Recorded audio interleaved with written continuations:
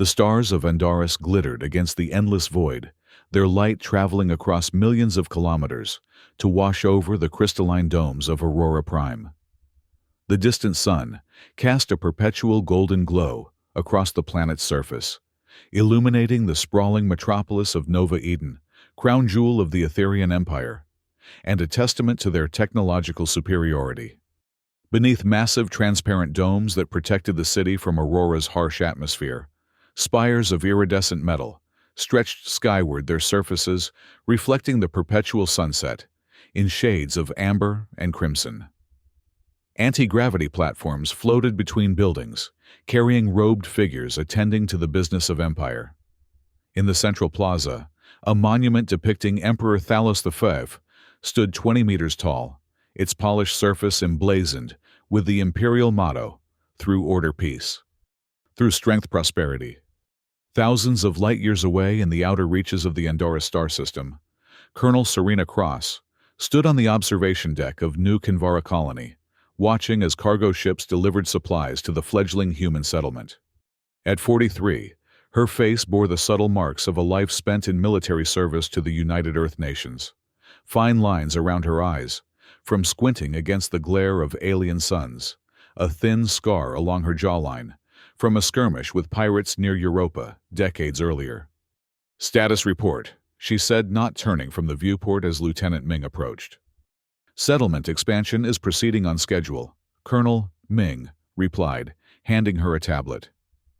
"Agricultural Sector 7 reports successful adaptation of earth wheat to local soil conditions. Medical reports 32 births this month, all healthy." Serena nodded satisfaction, warming her chest as she scanned the report. New Kinvara had been her responsibility for 3 years now, and watching the colony grow from a handful of prefabricated structures to a thriving community of 42,000 souls filled her with quiet pride. The UEN had entrusted her with establishing humanity's presence in this distant corner of space, and she had delivered. "Any word from Central Command about the diplomatic situation?" she asked, finally turning from the viewport to face her lieutenant. Ming's expression tightened. "Nothing official. But rumors say the Etherian Council isn't happy about our presence here. Some analysts think they consider Andaris their territory, despite the lack of formal boundaries." "They can't claim an entire star system," Serena responded, her voice firm. "Especially when they've never established a presence in this region. We've followed all protocols, notified all appropriate channels. New Kinvara violates no treaties." Ming nodded, but didn't look convinced. "The Etherian don't always see things the way we do, Colonel. Then they can take it up through proper diplomatic channels. We're not going anywhere." Serena handed the tablet back to Ming. "Double the patrol rotations anyway. I want to know immediately if any Imperial vessels enter our sensor range." As Ming departed, Serena returned her gaze to the viewport, watching as the light of distant Andaris Prime caught the edges of the colony's solar collectors. Something about Ming's warning had unsettled her, though she couldn't pinpoint why. The Etherian Empire had largely ignored humanity since first contact 80 years earlier, viewing Earth and its colonies as primitive backwaters, barely worth acknowledging. Perhaps that was about to change. In the Grand Council chamber on Aurora Prime, Emperor Thalos V sat upon his elevated throne, surrounded by 12 council members, seated at a circular table of polished obsidian. Holographic displays projected data and images into the center of the circle, currently showing detailed scans of New Kinvara colony. "The humans expand without regard for established boundaries," said Councillor Vex, his voice echoing in the chamber.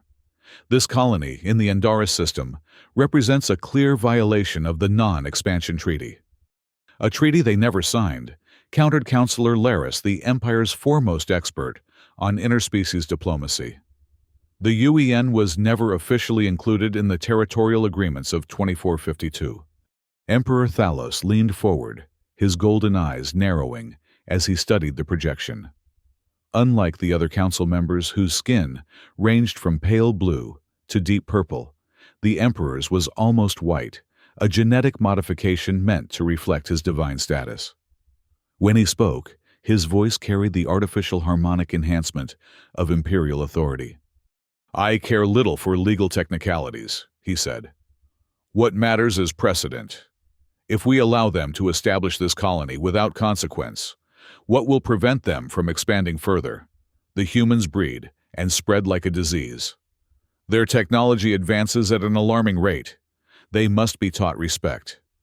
"What do you propose, Your Eminence?" asked Admiral Krell, head of the Imperial fleet. Thalos smiled a cold expression that never reached his eyes. "A demonstration. Something that will remind all species in this sector that the Etherian Empire remains the ultimate authority." He gestured to the holographic display, which shifted to show military vessels positioned near Aurora Prime.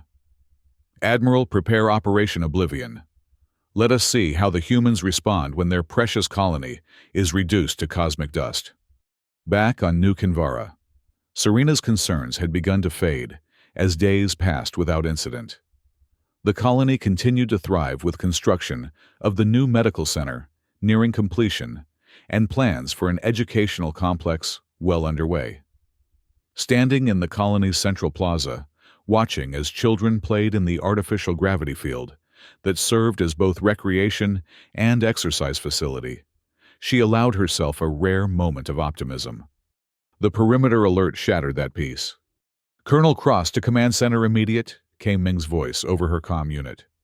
Within minutes, Serena was striding into the colony's command center, where officers monitored screens displaying approaching vessels. Multiple signatures detected dropping out of FTL at the system's edge. Reported Officer Tran, her fingers moving rapidly over the sensor controls. Configuration matches Etherian military craft. 3 destroyers, 1 command vessel, and what appears to be a weapons platform. "Time to intercept," Serena asked her mind, already calculating options. "At current speed, 2 hours 14 minutes. "Open communications channel," Serena ordered, moving to the central console. "And begin civilian evacuation protocols. Get as many people to the emergency shelters as possible." The communications officer shook his head after several attempts. "They're not responding to any hails, Colonel." "Keep trying. And alert UN Command. Tell them we have a potential first contact situation with Etherian forces." Serena turned to her security chief. "Bring defense systems to full readiness, but do not, I repeat, do not engage unless fired upon. This could still be a misunderstanding." But deep in her gut, Serena knew this was no misunderstanding. The Etherian didn't make mistakes. Their arrival with a military fleet could only mean one thing: New Kinvara was in imminent danger. As the hours passed, tension in the command center mounted. The colony's modest defensive capabilities, designed primarily to deter pirates and handle minor threats, seemed woefully inadequate against the approaching Etherian force. Evacuation procedures continued, but with limited transport ships, only a fraction of the population could potentially escape before the Imperial vessels arrived. 1 hour until intercept," announced Officer Tran. Still no response to communications. Serena studied the tactical display, her mind racing through scenarios, each ending worse than the last. "Continue evacuation, priority Alpha. Women, children, essential medical and scientific personnel first." "Colonel," Ming said quietly, approaching her station. "Most of the colony won't make it out in time." "I know," Serena replied, her voice steady despite the weight in her chest. "But we save who we can, and we pray the Etherian are simply here to deliver a warning." But prayer proved futile against Imperial resolve.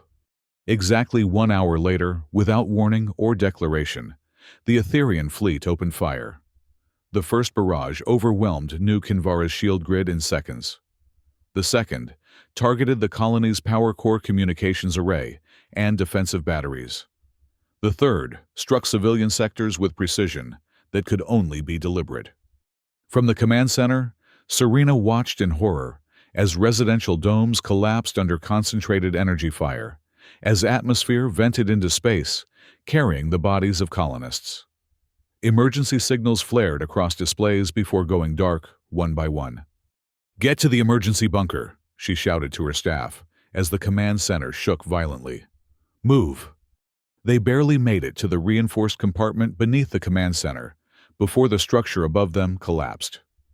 Huddled in the emergency lighting with the 12 staff members who'd made it to safety, Serena listened to the symphony of destruction above them, each impact reverberating through the structure. "Why?" whispered Ming, blood trickling from a cut on her forehead. "We posed no threat to them." Serena had no answer. She could only listen as New Kinvara, her responsibility, her achievement, her home, was systematically destroyed. When the bombardment finally ceased, an eerie silence fell. The bunker systems reported toxic atmosphere outside radiation levels, consistent with antimatter weapons deployment and complete destruction of the colony's main structures. Of the 42,000 souls who had called New Kinvara home, only those in the deepest shelters could have survived, perhaps a few hundred at most. "Incoming transmission," announced the communications officer, his voice hollow with shock. "Etherian band." A holographic projection appeared in the center of the bunker. An Etherian officer, his purple skin contrasting sharply with his black uniform, gazed impassively at them. "Representatives of the human settlement, designated New Kinvara." He began, his voice translated by the system into flat, emotionless English. "You have been found in violation of Imperial territory claims. The Etherian Council has determined that your illegal expansion must be met with appropriate consequences. This action serves as notice to all human authorities that further encroachment will result in similar responses. Survivors are ordered to surrender immediately for processing." The transmission ended, leaving them in stunned silence. "Processing?" asked one of the junior officers. "Imprisonment," Serena translated grimly. "Or execution." She moved to the communications console. "Can we send a tight beam message to UN headquarters?" The communications officer shook his head. "No, Colonel. All transmitters were destroyed in the attack. We have short-range emergency communications only." Serena closed her eyes briefly, fighting back the wave of despair threatening to overwhelm her. When she opened them, her expression had hardened into resolve. "Then we survive," she said. "We document everything that happened here, and we make sure the Etherian pay for what they've done." But survival proved temporary. Within hours, Etherian ground forces breached the bunker, their environmental suits protecting them from the toxic atmosphere their weapons had created. Serena and her surviving staff were taken prisoner, separated, and transported to the Etherian command vessel, orbiting what remained of New Kinvara. Brought before the Etherian commander, Serena stood defiant, despite the restraints binding her wrists. "Colonel Serena Cross, United Earth Nations, Colonial Command." She stated, her voice steady. "You have committed an act of war against Earth and violated numerous interspecies treaties regarding treatment of civilian populations." The commander, identified by his insignia as Admiral Zarus, regarded her with what might have been amusement on an Etherian face. "Treaties that apply to recognized spacefaring civilizations," he replied.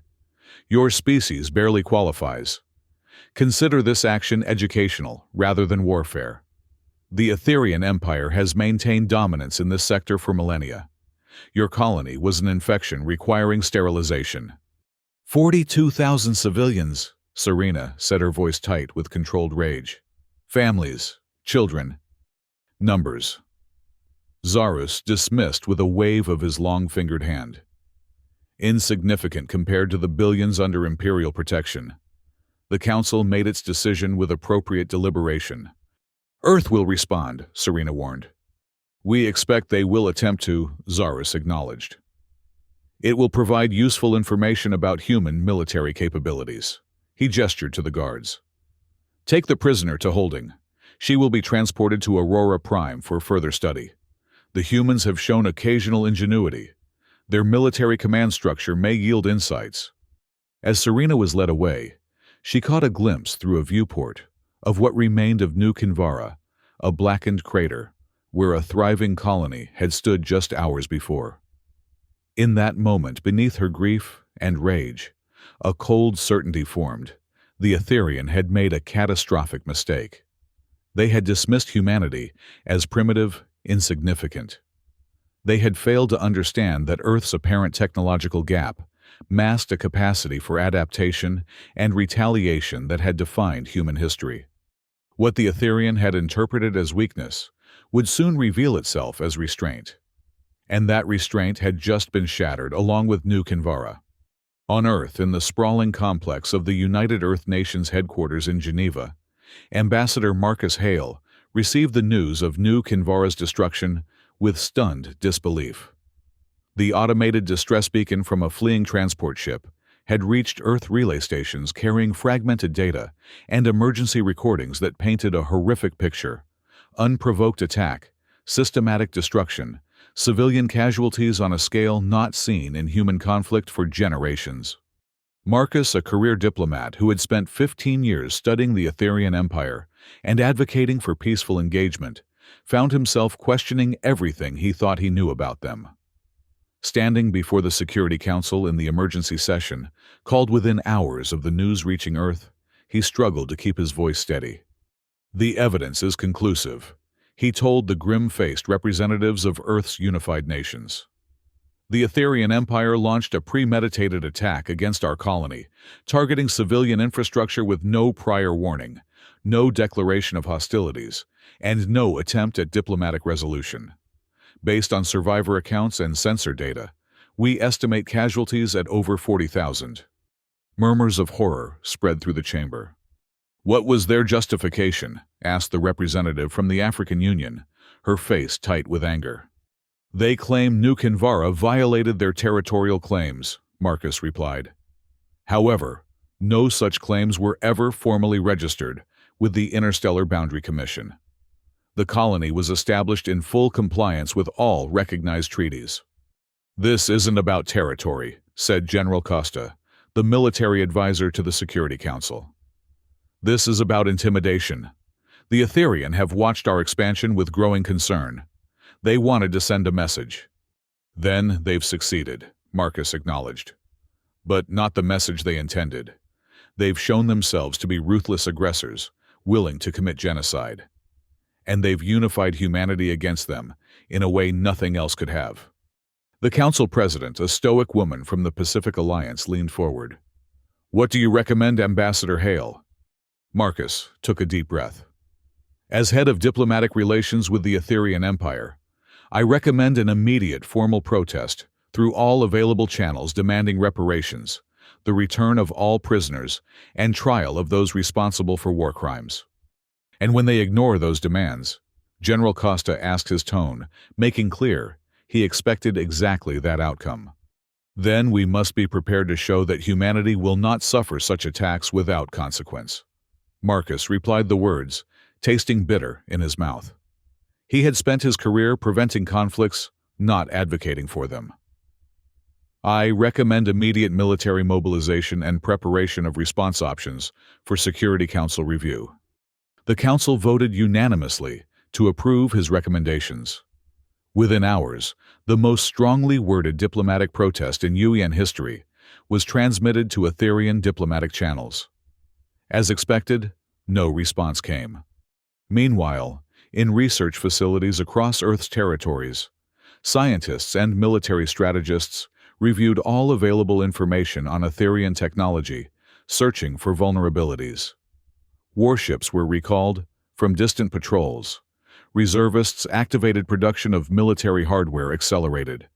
Humanity prepared for war with a unity of purpose that transcended old divisions. In a classified facility beneath the Olympus Mons colony, on Mars, Dr. Elena Wu led a team working on a project that had been theoretical until now. Known only to the highest levels of UN leadership, Project Maelstrom had been developed as the ultimate deterrent, a weapon capable of threatening even the most technologically advanced civilizations. "The Security Council has authorized full development and deployment," said the holographic projection of General Costa during the emergency briefing. Timeline. Elena, a quantum physicist, whose brilliance was matched only by her ethical caution, hesitated before answering. "We can have a functional prototype within 3 months.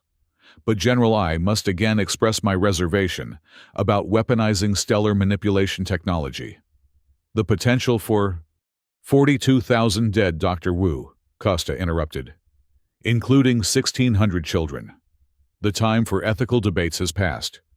The Etherian must understand that attacking humanity carries consequences they cannot dismiss. Elena nodded slowly, her expression troubled.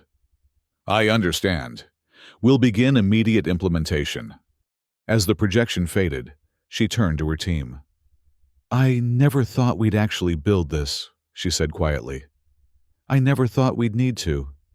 They gave us no choice, replied her chief engineer, his face grim. They crossed a line. And what line are we crossing in response? Elena asked, though she already knew the answer. They were about to create a weapon that could destroy not just a colony, but entire worlds. The justification seemed clear now in the wake of such horror. But history was filled with atrocities committed by those who believed their cause righteous. Still, she began the work. Because somewhere out there, Colonel Serena Cross and other survivors were prisoners of an empire that had shown no mercy, no restraint. And because next time, the target might be Earth itself.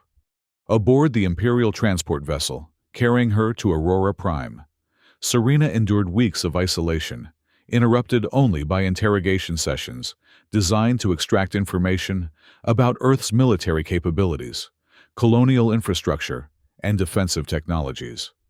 She provided nothing beyond her name and rank, enduring the increasingly harsh methods employed by her captors with stoic resilience.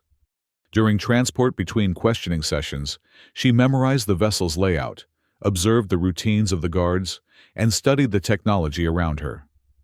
The Etherian superiority in certain fields, particularly energy manipulation and gravitational control, was evident. But she also noted inefficiencies, systemic weaknesses that suggested overconfidence had led to complacency. In her isolated cell, Serena maintained her sanity by mentally composing reports on everything she observed, preparing for the day when she might escape or be rescued. That possibility seemed remote, but it gave her purpose, a reason to endure each new day of captivity. When the transport finally reached Aurora Prime, Serena was transferred to a detention facility within the Imperial capital itself. Led through corridors of gleaming metal and pulsing energy fields, she caught glimpses of the city through transparent sections of the structure, towering spires, floating platforms, beings of various species moving about their business under the watchful eyes of Etherian authorities. Her new cell was larger, but no less isolating. Through a transparent wall, she could see other prisoners, members of various alien species. Some she recognized from UN xenobiological databases, others entirely unknown to her. None appeared to be human. Whether she was the only survivor of New Kinvara, brought to Aurora Prime, or simply segregated from her people, she couldn't determine. On the third day of her imprisonment on Aurora Prime, the routine changed. Instead of the usual interrogators, a robed figure entered her cell, flanked by guards who showed unusual deference. Colonel Serena Cross, the figure, said, lowering the hood to reveal the pale, almost luminescent features of an Etherian noble. I am Counselor Laris of the Imperial Council. I've come to satisfy my curiosity about your species. Serena remained seated on the simple platform that served as her bed, refusing to show the deference the Etherian clearly expected. Have you come to apologize for genocide as well? She asked, her voice rough, from days of limited use. Laris smiled, an expression Serena had learned, indicated amusement, rather than warmth in Etherian physiology. I've come to understand. Your colony's destruction was regrettable but necessary to maintain order. What interests me is how your people will respond. You murdered 42,000 civilians without warning or provocation, Serena replied carefully, controlling her anger. How do you think we'll respond? With futile outrage, I expect, Laris said, moving further into the cell, with a grace that spoke of the lower gravity Etherian physiology preferred. Perhaps some symbolic military gesture that we will easily repel. Your species is young, impulsive, emotional. You lack the perspective that comes with millennia of civilization. We've studied your civilization, counselor, Serena countered. Your empire wasn't built on perspective. It was built on subjugation, on crushing anyone who might one day challenge your dominance. A pragmatic approach that has ensured our survival and prosperity. Laris acknowledged without apparent discomfort. The strong protect their interests. The weak adapt or perish. It is the fundamental law of existence. And yet throughout our history, humanity has overcome stronger opponents through innovation, adaptation, and refusing to accept defeat, Serena said. You've miscalculated badly. Laris studied her with genuine curiosity. Your confidence is remarkable given your circumstances. What possible threat could Earth pose to an empire that spans 17 star systems and possesses technology your scientists can barely comprehend? That's the question you should have asked before you attacked New Kinvara, Serena replied. Now, you'll learn the answer firsthand. The counselor's expression shifted subtly, something like doubt flickering across his features, before vanishing behind imperial composure. We shall see. In the meantime, you will be studied further. Your resilience is unusual among the species we've encountered. It may provide insights valuable to the Empire. After Laris departed, Serena turned his words over in her mind. The counselor's visit suggested something she hadn't considered beneath their arrogance. Perhaps the Etherian harbored uncertainty about humanity's capabilities. They had studied humans enough to recognize differences, but not enough to truly understand them. That ignorance might prove their undoing. On Earth, Ambassador Marcus Hale's diplomatic efforts continued, despite the complete lack of response from Etherian channels. His formal protests were ignored. His requests for negotiation met with silence, his demands for the return of prisoners dismissed without acknowledgement. 6 weeks after the destruction of New Kinvara, Marcus stood before the Security Council again, his diplomatic restraint finally exhausted. They will not engage diplomatically, he reported. Every attempt at communication has been rejected or ignored. Meanwhile, our intelligence suggests they are conducting military exercises near 3 other human colonies. The message is clear. They are prepared to repeat what happened at New Kinvara if we don't submit to their territorial claims. Then diplomacy has failed, stated the Council President. General Costa, what is the status of our military readiness? The General activated a holographic display showing the positions of UEN battle groups. Our forces are deployed to protect all human colonies.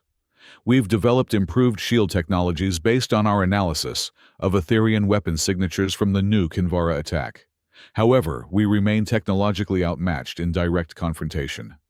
And Project Maelstrom asked the representative from the Eurasian Federation. General Costa hesitated, glancing at Marcus. Ambassador Hale has appropriate clearance for this discussion. The Council President nodded. Proceed. Project Maelstrom has reached operational status, Costa reported. Dr. Wu and her team have successfully tested the stellar manipulation technology at small scale.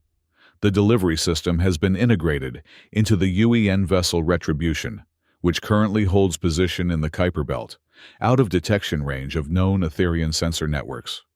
Marcus listened with growing unease. He had been briefed on Project Maelstrom's capabilities, a weapon designed to trigger catastrophic instability in a star, effectively destroying an entire system. Its development had been justified as a deterrent, never intended for use. Now, with New Kinvara's destruction, the unthinkable had become a serious consideration. We cannot respond to genocide with genocide, Marcus argued, rising from his seat. Using this weapon would make us no better than them. The target would not be Aurora Prime, General Costa clarified. Our intelligence has identified the Korlax system as the primary military shipyard for the Etherian Empire. It contains minimal civilian presence, primarily military personnel, and automated facilities. Destroying it would cripple their ability to project force while minimizing civilian casualties. Any use of this weapon crosses a moral line, Marcus insisted. Once deployed, we cannot undo what we've done or control how others will react. The escalation could lead to interstellar war on a scale we can barely imagine. And what is your alternative, Ambassador? Asked the African Union representative. Continue sending protests they ignore, while they prepare to destroy more of our colonies. The Etherian only respects strength. We must demonstrate that humanity possesses it in abundance. The debate continued for hours, passionate arguments on both sides. Marcus advocated for a limited military strike against Etherian military assets, combined with renewed diplomatic efforts involving other spacefaring civilizations as mediators. The military faction pushed for the deployment of Maelstrom as the only action that would truly deter further Etherian aggression. In the end, a compromise was reached. The Retribution would move into position near the Korlax system, but Project Maelstrom would not be activated without a direct order from the Security Council. That order would come only if the Etherian rejected one final diplomatic overture or took hostile action against another human settlement. As Marcus left the council chamber, General Costa fell into step beside him.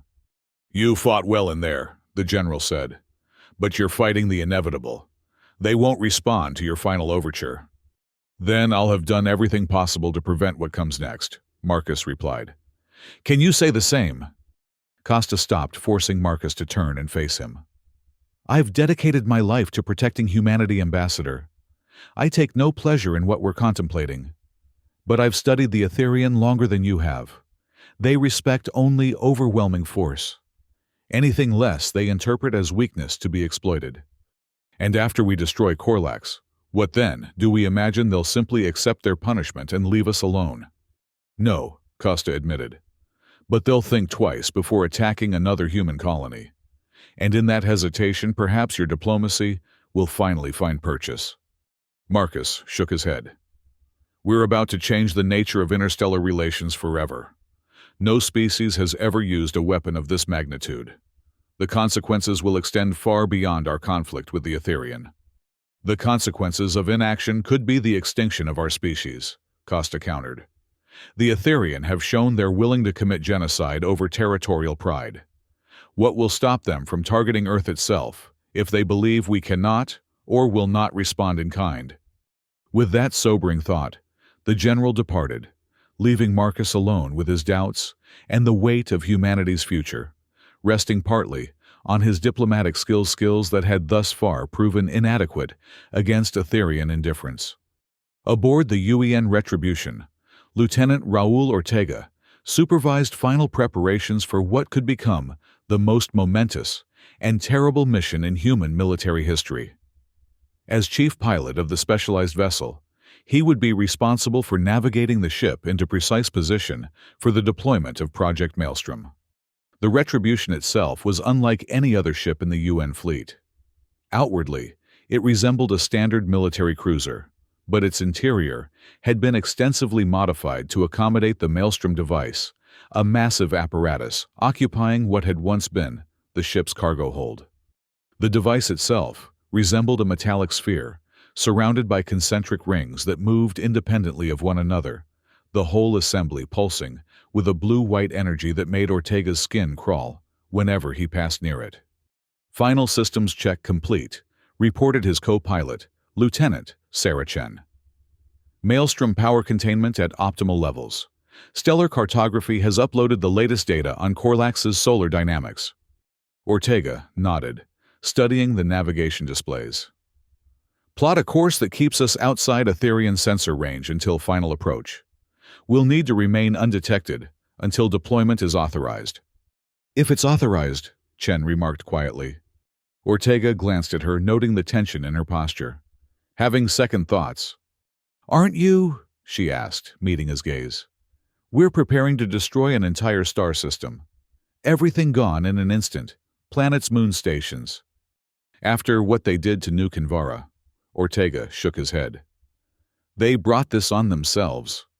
"I'm not defending them," Chen clarified. "What they did was monstrous. But this..." She gestured toward the ship's interior, where the Maelstrom device waited. "This is different. This is unprecedented." So was their attack. Ortega countered, though, without heat. He understood her concerns, because he shared them, even if he was better at compartmentalizing. 42,000 civilians who posed no threat. Children, families, all gone because the Etherian wanted to send a message. He turned back to his console. Well, now we're sending one back. The ship's commander, Captain Eliza Morgan, entered the bridge, interrupting their discussion. Status report. All systems operational, Captain, Ortega reported. Course plotted for Korlak system, awaiting your order to proceed. Morgan nodded, her expression giving away nothing of her personal feelings about their mission. Proceed, Lieutenant. Ambassador Hale's final diplomatic communication has been sent. We'll know soon whether we're making history or averting it. As the Retribution's engines engaged, propelling them toward a point in space where they would activate the FTL drive, Ortega found himself hoping, despite his earlier words to Chen, that diplomacy would succeed. Because while he was prepared to carry out his orders, he couldn't shake the feeling that crossing this threshold would change humanity in ways they couldn't fully anticipate. Some lines once crossed could never be uncrossed.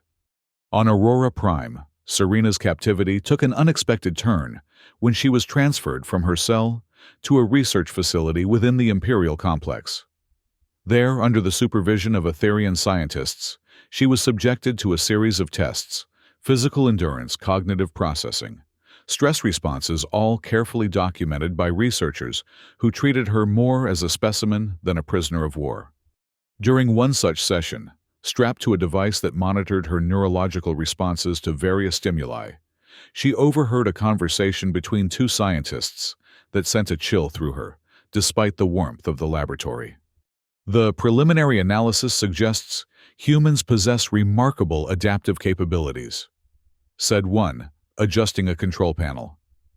Their genetic structure allows for rapid mutation in response to environmental pressures.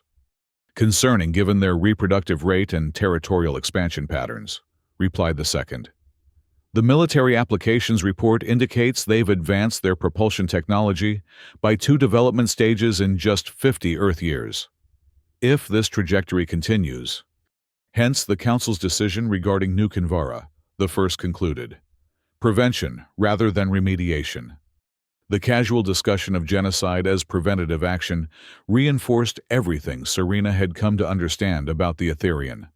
Their clinical detachment, their absolute confidence in their own superiority, their willingness to eliminate entire populations they deemed threatening.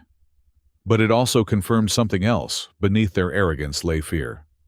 They had attacked New Kinvara, not because they felt threatened by the colony itself, but because they feared what humanity might become. That realization gave her hope. If the Etherian truly believed humans posed a future threat, perhaps Earth's response to the attack would prove them right. Her opportunity to escape came 3 days later, during transfer between facilities. A power fluctuation temporarily disabled the energy restraints binding her to the transport platform. The momentary lapse was enough for Serena to break free, incapacitate her 2 guards with combat techniques honed through years of military training, and access their communication device. She had no realistic hope of leaving Aurora Prime. A human would be immediately identified and recaptured in the Imperial capital. But escape wasn't her objective. Information was. Using the guards' access codes, Serena connected to the Imperial Information Network, initiating a data search on military capabilities, defensive systems, and most importantly, any intelligence on Earth's response to the New Kinvara attack. What she found both horrified and vindicated her. The Etherian were monitoring increased UEN military activity, but seemed unconcerned, dismissing human technology as primitive and ineffective against Imperial defenses.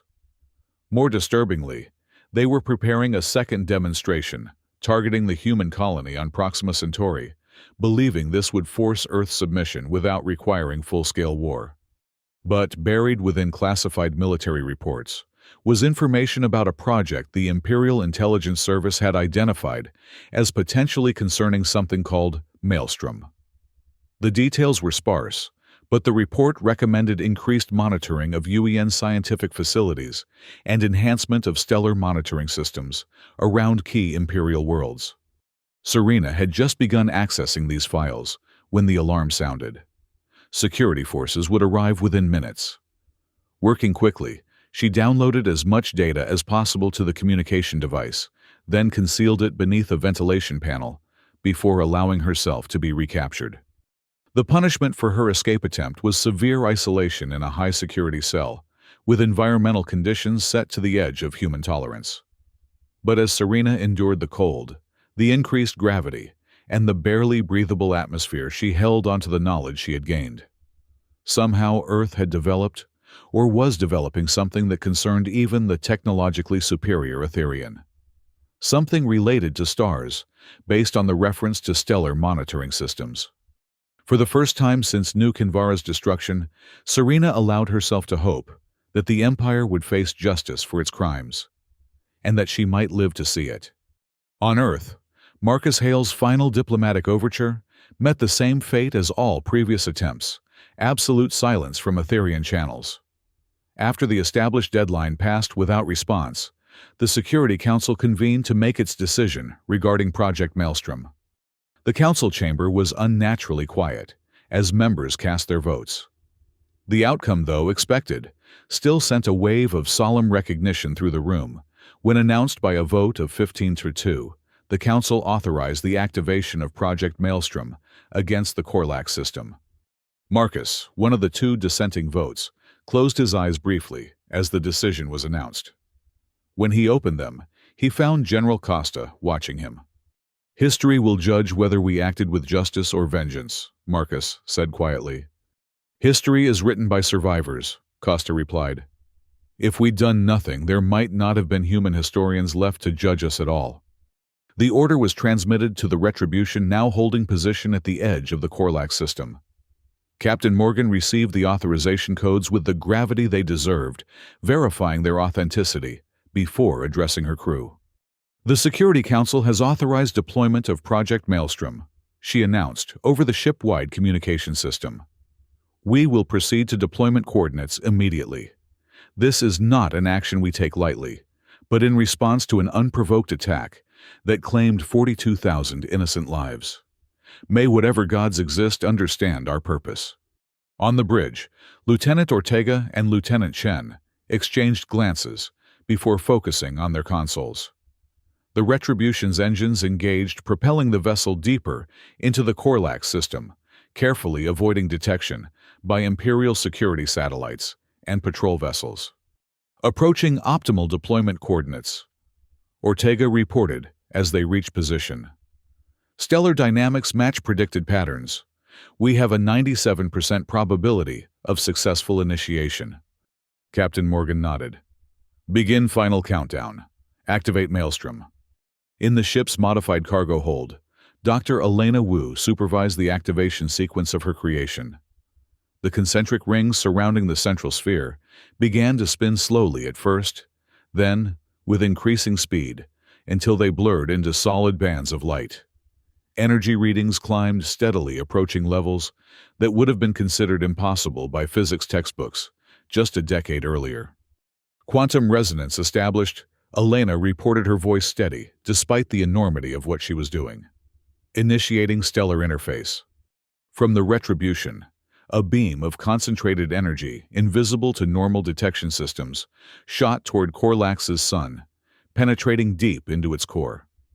There, guided by the most advanced quantum algorithms humanity had developed, it began a cascade of precisely calculated perturbations in the star's fusion processes. For several minutes, nothing appeared to happen. The star continued to burn, as it had for billions of years. Ortega began to wonder if the device had failed, if all their preparation had been for nothing. Then, subtle changes appeared in their sensor readings. Fluctuations in the star's magnetic field, increased solar flare activity, a minute but measurable change in core temperature. "It's working!" Elena's voice came over the communication system. "The process is self-sustaining now. We can withdraw to safe distance." "How long?" asked Captain Morgan. "At current progression, Complete stellar destabilization will occur in approximately 12 hours, Elena replied. But visible effects will begin within 4. Morgan gave the order to retreat to a safe observation distance, beyond the reach of the cataclysm they had set in motion, but close enough to record everything for transmission back to Earth. The Retribution's engines engaged, carrying them away from the doomed star and its orbiting worlds. As they waited, the mood aboard the ship was somber. There was no celebration, no sense of triumph. They had succeeded in their mission, but the cost weighed heavily on each of them. They were about to witness destruction on a scale never before caused by human action. 4 hours later, the first visible signs appeared as predicted. Massive solar flares erupted from Korlax's sun, far larger than any in its recorded history. Radiation levels throughout the system spiked, triggering automated alarms on Imperial facilities. Etherian vessels began emergency evacuation procedures, though without understanding the true nature of what was happening. By the 6th hour, the star's surface had begun to pulse, visibly expanding and contracting, as the chain reaction in its core accelerated beyond natural regulatory processes. By the 8th hour, the evacuation had become chaotic, as Imperial authorities realized something unprecedented was occurring. By the 10th, the star's color had shifted from yellow-white to a deep, angry red that bathed the system in bloody light. And in the 11th hour, just as Etherian scientists finally comprehended what was happening, Korlax's sun reached critical instability. In a blinding flash that temporarily overwhelmed even the Retribution's filtered viewports, the star collapsed upon itself before exploding outward with unimaginable force. The shockwave expanded at near light speed, engulfing the inner planets instantly. Station ships' moons all vanished in the wave of superheated plasma. The system's gas giants ignited briefly, like miniature suns before being torn apart by gravitational forces, no longer in balance. Within minutes, where a thriving star system had existed, only a rapidly expanding cloud of superheated matter remained. As the Retribution sensors recorded the aftermath, Lieutenant Chen noticed something unexpected in the data. "Captain," she called, "I'm detecting a pattern in the plasma distribution. It appears deliberate." Morgan moved to her station, studying the readings. As the debris cloud expanded, it indeed formed a pattern visible only from particular angles, and with specialized equipment, the words, "Never again," written in English across the stars, visible to any ship that might pass through this sector in the future. "Dr. Wu," Morgan asked over the comm system, "did you program this into Maelstrom?" "No," Elena responded, her voice reflecting the same confusion. "The pattern should have been random. This suggests someone modified the quantum algorithms without authorization." Morgan ordered an immediate investigation, but it revealed nothing. Whoever had altered the device had covered their tracks expertly. The message, humanity's declaration to the galaxy that genocide would be met with devastating response, would remain carried on expanding stellar material for centuries to come. The Retribution began its journey back to Earth, transmitting confirmation of Maelstrom's successful deployment and the unexpected message left behind. Before they could engage FTL drives, however, their sensors detected multiple ships dropping out of faster-than-light travel nearby Etherian vessels. "Battle stations," ordered Captain Morgan. "Prepare defensive systems." But the expected attack never came. Instead, they received a transmission from the lead Etherian vessel, requesting communication on diplomatic frequencies. The face that appeared on their view screen was one Marcus Hale recognized immediately from his diplomatic briefings, Counselor Laris of the Imperial Council.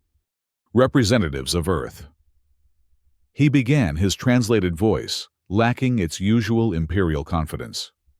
"The destruction of the Korlax system represents an escalation beyond acceptable parameters. The Imperial Council requests immediate cessation of hostilities and proposes diplomatic engagement to prevent further catastrophic exchanges." The Etherian, it seemed, had finally decided to acknowledge humanity's diplomatic overtures, now that humans had demonstrated power the Empire could not dismiss. On Aurora Prime, the destruction of Korlax sent shockwaves through the imperial hierarchy. The loss of their primary military shipyard, along with 17 capital ships and over 200,000 imperial personnel, represented the greatest defeat in Aetherian history. More disturbing was the nature of the weapon used. Something that could destroy an entire star system was beyond even imperial technology. In the Grand Council chamber, Emperor Thalos V faced open questioning for the first time in his reign. The humans were assessed as a minimal threat. Councillor Vex stated, his tone accusatory. Your decision to authorize Operation Oblivion now appears catastrophically miscalculated. No one could have anticipated this response. Thalos countered, though his harmonically enhanced voice carried less authority than usual. Their technological development was assessed at least 3 centuries from stellar manipulation capabilities. Clearly, our assessment was flawed, said Admiral Krell, who had lost an entire battle group in Korlax's destruction. And now, we face a species with both the capacity and willingness to destroy star systems. The Empire has never confronted such a threat. They are still numerically inferior, Thalos insisted.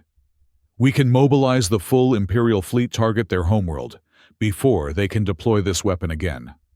And risk losing more systems, countered Councillor Laris, who had just returned from his unsuccessful attempt to engage the Retribution. Their message was clear: never again. They will respond to further aggression with similar or greater force. We must accept the reality of our situation. The debate raged for hours, but the destruction of Korlax had irrevocably changed the dynamic within the Council. Emperor Thalos's authority, once absolute, was now openly questioned. Military leaders, once dismissive of primitive species, now advocated for caution. And Laris, always the voice of diplomatic moderation, found his perspective suddenly dominant. In the end, the Council voted to pursue diplomatic resolution rather than military escalation. The Empire would offer reparations for New Kinvera, return all prisoners, and recognize human territorial claims. In exchange, they would seek assurances that the stellar destruction weapon would never be used against Aetherian worlds. The Emperor, though visibly displeased, had no choice but to accede to the Council's decision. The imperial system, while notionally absolute in its authority, ultimately relied on the support of key military and administrative leaders. With that support now wavering, Thalos recognized the necessity of compromise, at least temporarily. In her high-security cell, Serena felt the subtle shift in the station's energy field that indicated power fluctuations, something that had never happened in the precisely regulated imperial capital. Hours later, her Aetherian guards entered, not with the usual testing apparatus, but with formal prisoner transport restraints. You're being relocated, one stated without elaboration.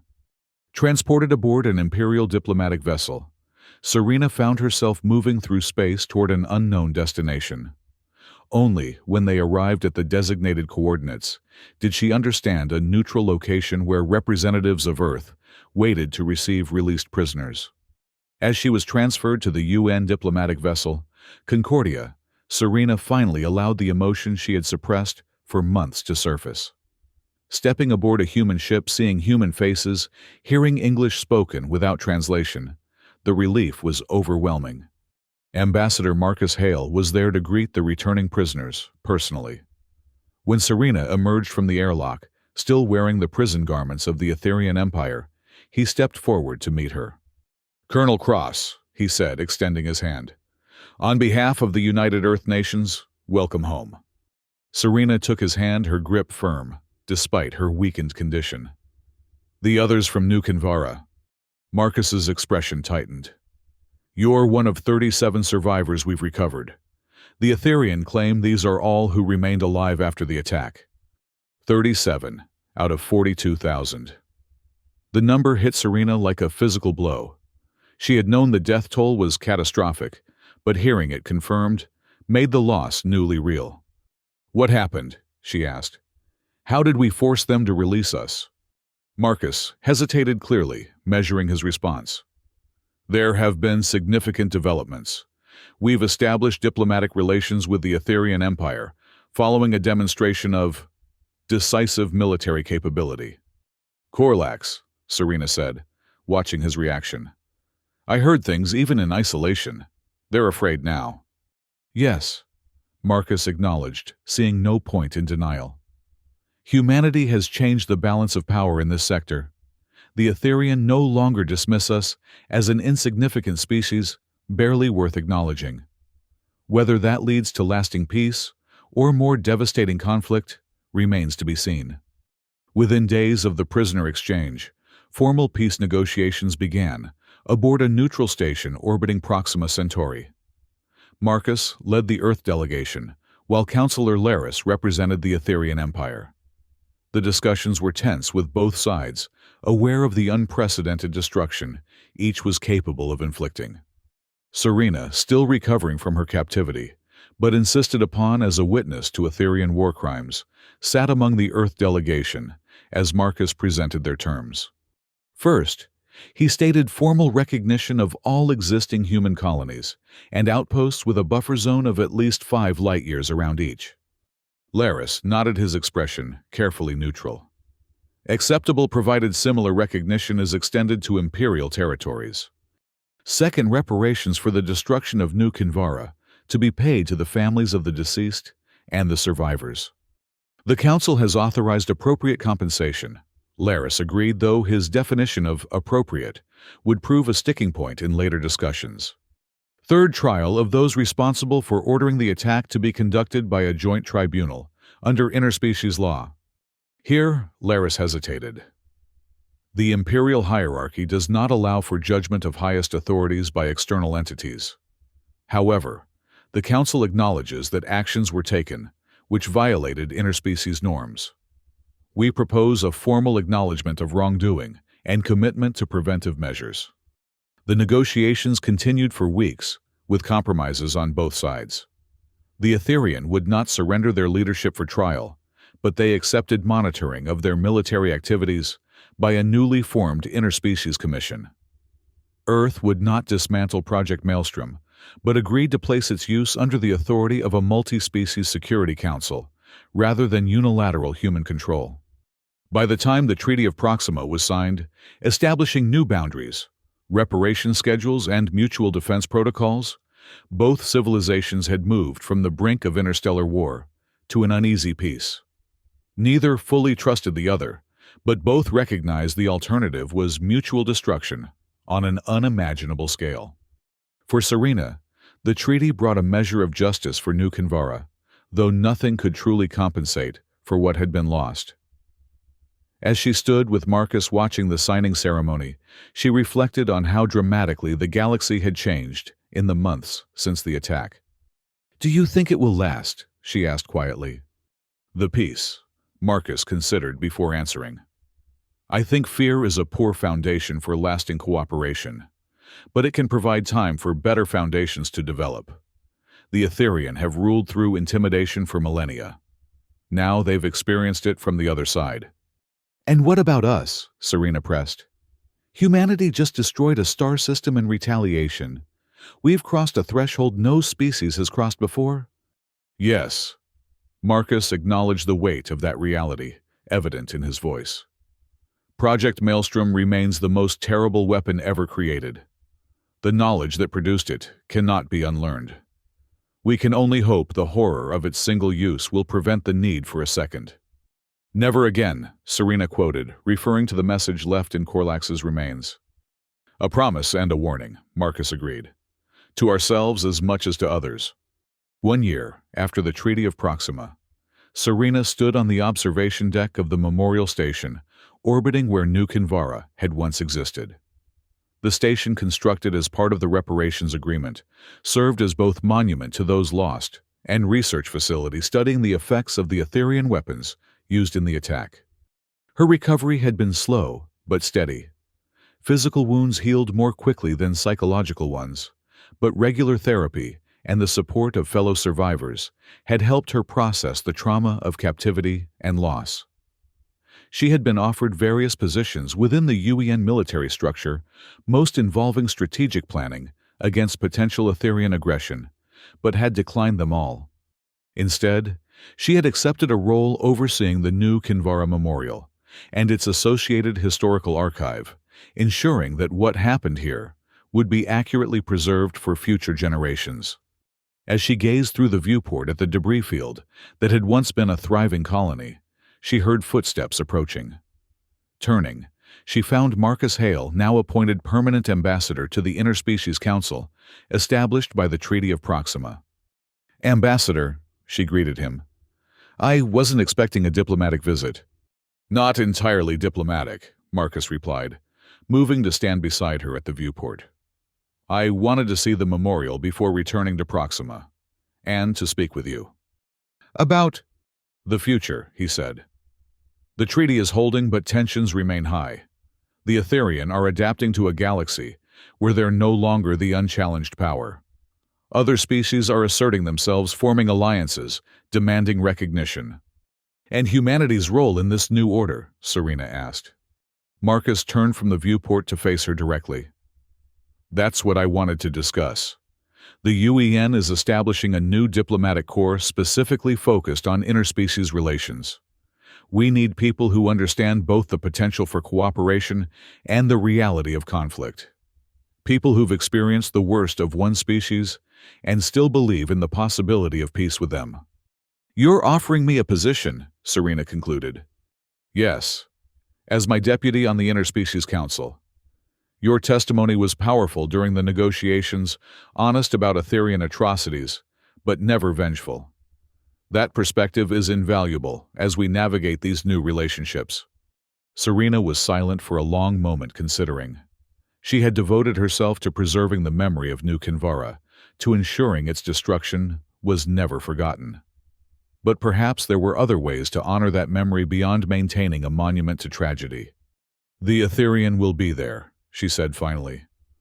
"I'll be expected to work alongside representatives of the Empire that imprisoned me, that killed people under my command." "Yes," Marcus acknowledged, "including Counselor Laris, who now leads their diplomatic initiatives. It won't be easy, but nothing important ever is." Serena looked once more at the debris field, visible through the viewport. New Kinvara was gone, its people mostly dead, its future erased in a single act of imperial arrogance. Korlax was similarly destroyed, and Empire's military might reduced to expanding plasma, carrying a stark warning across the stars. Two atrocities that had changed the course of galactic politics forever. "Never again," she said softly, echoing the message written across Korlax's remains. "That has to mean something beyond a threat of retaliation. It has to mean working to build a galaxy where such weapons are never needed." "That's exactly why I want you for this role," Marcus said. "Because you understand that peace requires more than just the fear of consequences." Serena considered a moment longer before nodding. "I'll need time to transition my responsibilities here. But yes, I'll accept the position." As they left the observation deck together, Serena glanced back once more at the memorial plaque, listing the names of New Kinvara's dead. She had survived when they had not had witnessed humanity's terrible response, and now had the opportunity to help shape what came next. The burden of that responsibility was immense, but perhaps it was also the most fitting tribute to those who had been lost working to ensure their deaths marked not just an ending, but a beginning.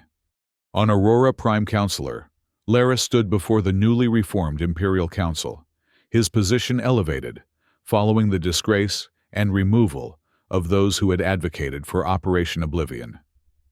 Emperor Thalos V remained nominally in power, but his authority had been significantly constrained by constitutional reforms implemented in the wake of Korlax's destruction.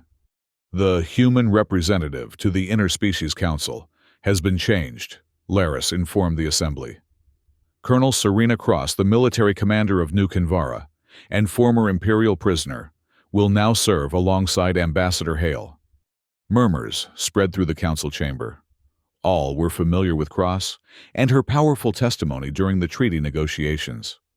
"This represents a concerning development," said one counselor. "Cross harbors understandable resentment toward the Empire. Her influence could undermine the stability we've worked to establish. I disagree, Laris countered.